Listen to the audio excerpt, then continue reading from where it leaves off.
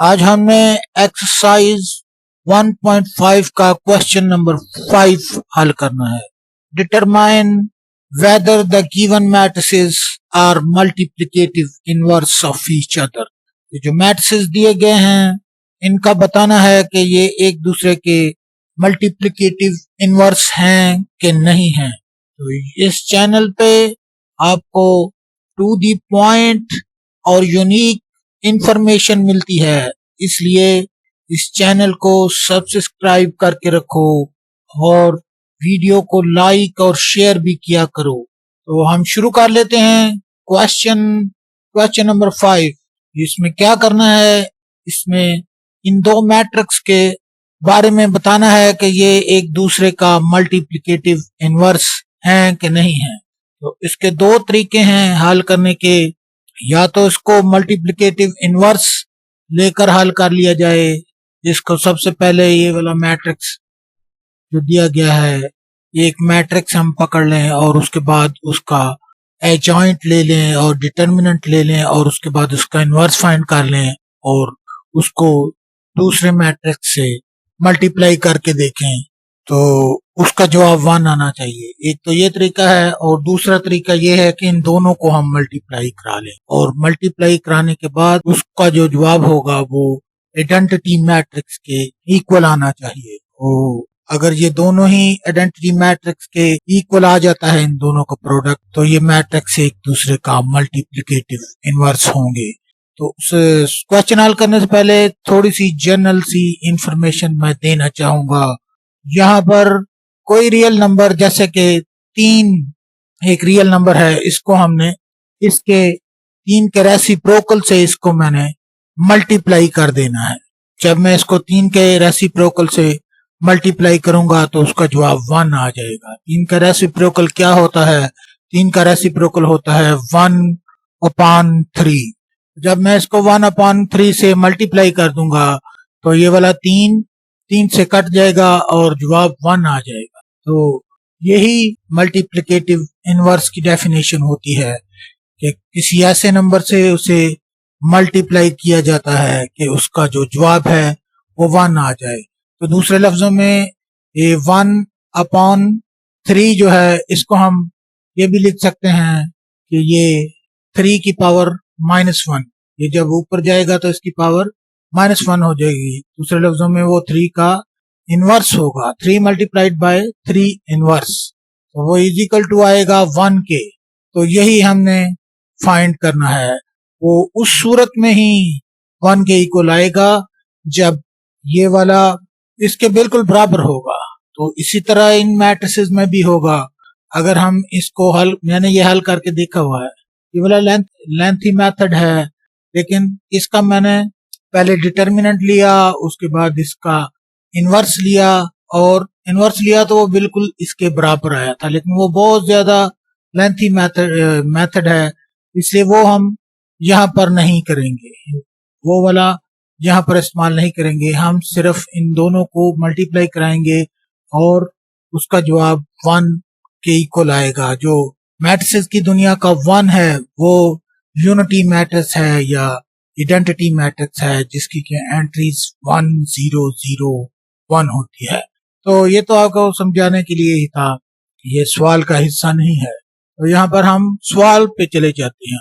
हम लिख लेते हैं answer of question number 5 part number 1। तो क्या है, इसमें दोनों मैट्रिक्स हैं, दोनों मैट्रिक्स को हम लिख लेंगे जिसकी एंट्रियां अभी तक तो सामने ही हैं। 3 5 4 7 पहले मैट्रिक्स की एंट्री है और उसके बिसाइड दूसरा मैट्रिक्स लिख लेंगे जिसकी एंट्री सामने ही दी गई हैं। 7 -5 -4 और 3 इसकी एंट्रीज हैं। इनको मल्टीप्लाई कर दिया जाएगा। मल्टीप्लाई कराने के लिए हम फर्स्ट रो को फर्स्ट कॉलम से मल्टीप्लाई कराते होते हैं।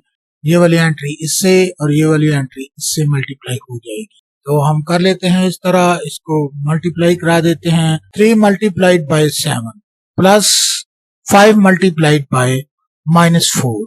उसके बाद फर्स्ट रो को सेकंड कॉलम से मल्टीप्लाई कराना है।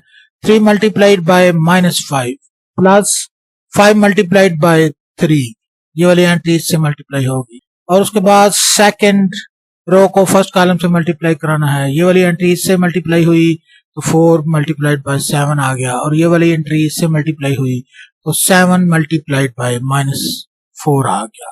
उसके बाद सेकंड रो को सेकंड कॉलम से मल्टीप्लाई कराना है।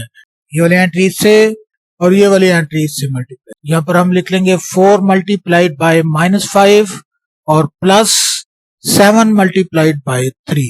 मल्टीप्लिकेशन हो चुकी है, हमारे लिए कोई ये नई बात नहीं थी, बहुत सारे क्वेश्चन किए हुए हैं हमने मल्टीप्लिकेशन के। अब इसको सिंप्लीफाई ही करना है। सिंप्लीफाई करने के लिए 3 7 21 होता है तो हम यहाँ पर 21 लिख लेंगे, और 5 4 20 होता है, क्योंकि ये माइनस का निशान है, ये इससे मल्टीप्लाई होगा, इसको माइनस कर देगा तो ये 20 माइनस का आएगा, तो यहाँ पर लिख लेंगे 20 माइनस का 20। उसके बाद 3 5 15 होता है, क्योंकि ये माइनस का निशान है तो ये माइनस का 15 आएगा, हम भी यहाँ पर माइनस का 15।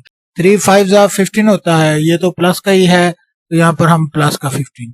उसके बाद 4 7 28 होता है, और ये प्लस का 28 आएगा, हम इधर लिख लेंगे। उसके बाद 7 4 भी 28 होता है, लेकिन ये वाला माइनस का निशान है, इस वाले निशान से ये मल्टीप्लाई होगा तो इसको माइनस कर देगा, तो ये 28 माइनस का 28 होगा, हम भी इधर लिख लेंगे माइनस का 28। 4 5 20 होता है, माइनस का निशान है तो माइनस का 20 है। उसके बाद 7 3 21 होता है, तो ये प्लस का है तो इसको हम लिख लेंगे प्लस का 21। ये एक का स्टेप और बाकी है, हार्डली 1 स्टेप और बाकी है, उसके बाद हमारा आंसर निकल आएगा। 21 में से जब 20 को माइनस किया गया तो 1 आंसर आ गया, तो हम भी इधर 1 लिख लेंगे। उसके बाद 15 माइनस का 15 प्लस का 15 आपस में जब सब्ट्रैक्ट होंगे तो 0 आंसर आएगा, वहां यहाँ पर हम लिख लेंगे 0। और इसी तरह 28 और -28 जब सब्ट्रैक्ट होंगे तब भी 0 आएगा, तो हम यहाँ पर 0 लिख लेंगे। -20 प्लस 21 जब आपस में सब्ट्रैक्ट होंगे तो 1 आंसर आएगा, तो ये हम लिख लेंगे। तो इन दोनों को जब मल्टीप्लाई किया गया तो ये आइडेंटिटी मैट्रिक्स के इक्वल आ गई। ये आइडेंटिटी मैट्रिक्स की दुनिया का 1 होता है, तो ये 1 के इक्वल आ गया है, तो इसका मतलब ये है कि ये दोनों मैट्रिक्स आपस में एक दूसरे का मल्टीप्लिकेटिव इनवर्स हैं।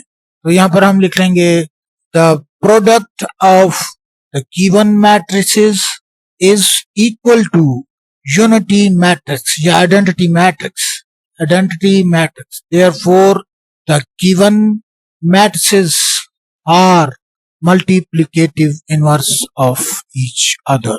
तो इसके साथ ही पार्ट 1 खत्म हो गया। अब हमने क्वेश्चन 5 का पार्ट नंबर 2 करना है, और उससे पहले हम एक्सरसाइज 1.5 लिखेंगे ताकि निशानी रहे कि हम ये कौन सा सवाल कर रहे हैं और किस एक्सरसाइज का सवाल कर रहे हैं।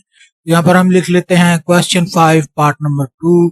उसके बाद मैट्रिसेस लिख लेते हैं जो दिए हुए हैं, तो उसकी एंट्री है 1 2 2 3, एंड दूसरा मैट्रिक्स भी हम लिख लेते हैं। दूसरा मैट्रिक्स की एंट्रीज हैं -3 2 2 -1। दोनों मैट्रिक्स हमारे पास हैं, इनका प्रोडक्ट मालूम करते हैं। अगर तो वो यूनिटी मैट्रिक्स के इक्वल आ गया, आइडेंटिटी मैट्रिक्स के इक्वल आ गया, तो हम कहेंगे कि ये एक दूसरे का मल्टीप्लिकेटिव इनवर्स है। तो पहला मैट्रिक्स लिखा जिसकी की एंट्री 1 2 2 3 है, और उसके बी साइड दूसरा मैट्रिक्स लिख लिया। दूसरे मैट्रिक्स की एंट्री हमारे सामने ही नजर आ रही है, वो -3 2 2 -1 है, तो लिख लिया इसको हम। क्योंकि बहुत से सवाल मल्टीप्लिकेशन के कर चुके हैं, अब हम मास्टर बन चुके हैं, इसलिए हम इसको जरा शॉर्ट तरीके से करेंगे। सीधा सीधा हम फर्स्ट रो को फर्स्ट कॉलम से मल्टीप्लाई करेंगे।